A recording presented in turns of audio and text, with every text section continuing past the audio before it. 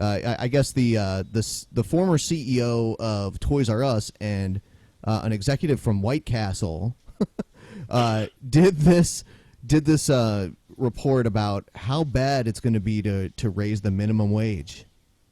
Good. Yeah. Finally.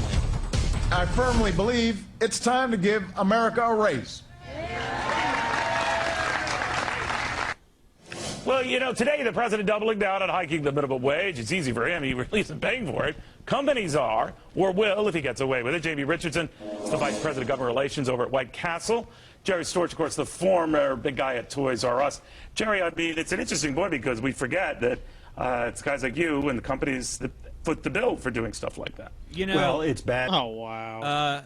You know, I just want to say briefly before we get a little deeper into this that it makes sense that these guys in their positions in their lives advocate for these sorts of things.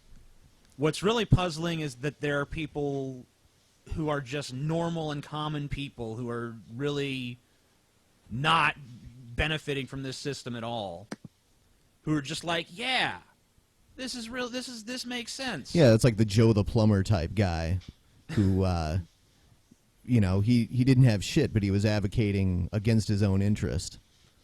Yeah. Well, they take this very macro view of it's like, if you spend more money, then there'll be less money to pay employees, so they'll have to have less employees. And it's just like they don't factor anything else in. I mean, they just don't understand like economics even a little bit. All right, let's dig a little deeper. For the country, it's bad for growth, it's bad for jobs. It ships jobs overseas when you raise rates here. And of course, there's a waterfall or cascading effect beyond the minimum wage. It starts applying to the next worker up the ladder, the next worker up the ladder, and so on. Also, it makes capital investment harder to make because it's hard to get a return on capital when the wages are higher. And it causes you to look for ways to replace labor with automation. So it's bad for growth and it's bad for jobs. Pushes you further into that. You know, Jamie, a lot of retailers I talked to said, you know, Neil, we would be open to raising the minimum wage, just not 40% and just not in one fell swoop. Is that where you're coming from or what? You know, Neil, when we look at it, we know that artificially raising that federally mandated starting rate doesn't create ladders of opportunity. It creates a game of chutes and ladders that makes it difficult for kids who need the jobs the most. Chutes and ladders, that's his territory. Aren't they supposed to be fair and balanced and have people of opposing views? No. Common misconception. I think you're mistaken. But of course, we don't have anyone with opposing views on our show right now, so. Yeah, we want These guys are right. You guys are idiots. We need one. Hey, conservatives, if any of you are out there and you want to be on our show, do it. We will mock you. Oh, man, we're going to browbeat them so badly. That'd be so awesome. We'll beat you intellectually, too, though. It'll be interesting. Then we'll come to your house and curb stomp you. That's really going to get them to come on. The last part was a bit of an embellishment. No, not at all. Slight embellishment. That's not happening. At least, you know, not unless you piss us off. So, Jaclyn, do you think that they should raise the minimum wage? I don't. I just, like, I've thought about it a lot, and it's just, I've seen different places do this, and then, honestly, like, they just put more work on the people who are still there and fire people. Okay, so we do have someone that disagrees with us. I mean, I don't know, like, it depends. It depends on the situation. I mean, certain people do deserve more, but there's other people who, like, the companies are just assholes, and they're just going to fire people, and, like, that happened at my mom's company. She works for United Airlines, and a bunch of people got fired. You know, I don't disagree that would happen. Yeah, I totally agree with that. I agree with that outcome, but I just think that there would be a better long-term outcome. I agree with that. I think that what it's going to do is basically it's going to, as these wages increase, these people are going to get more purchasing power. That's going to create new consumer demand because when people have more money, they're going to spend more money, especially on like luxury items, which is going to create more jobs. And if the new minimum wage is that, you have to hire people at that rate. And so I think that then that kind of starts redistributing the wealth a little bit because the companies are forced to pay a higher wage.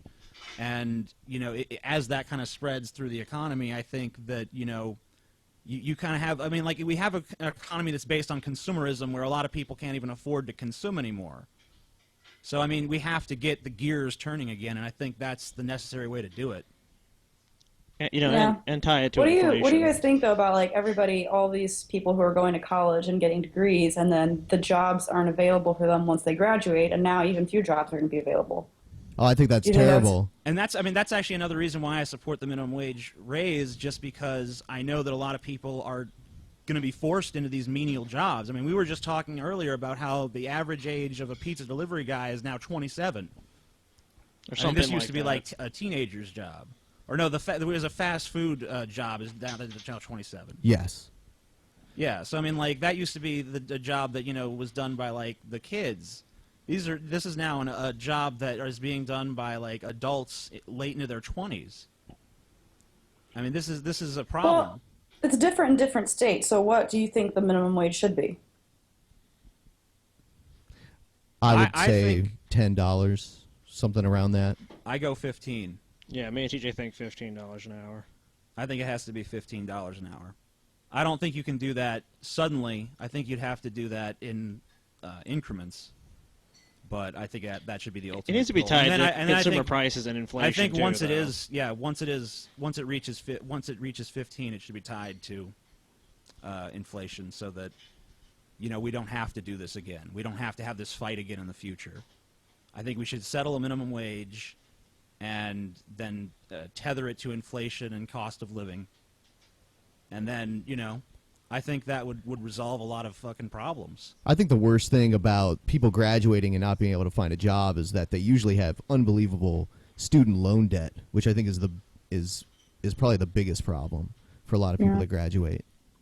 Yeah, that system needs to be reformed simply because, like you're saying, people are going to massive amounts of debt. They're not able to even find any jobs in the field which they're interested. So, which I mean, part of that is personal choice, but we live in such a country where we'd rather have people take on debt. We should just really, I think, adopt something more like Norway, where the brighter students should have their education paid for, because you keep them in that country innovating and actually creating the jobs of tomorrow and things like that. Not just like, well, I have to go somewhere else because I have so much debt. Well, there should be more programs like that. In Florida, I was pretty lucky. They had all these different like scholarships I was able to get through and really didn't have to pay for college. But like a lot of my friends who went through college, like they can't get a job.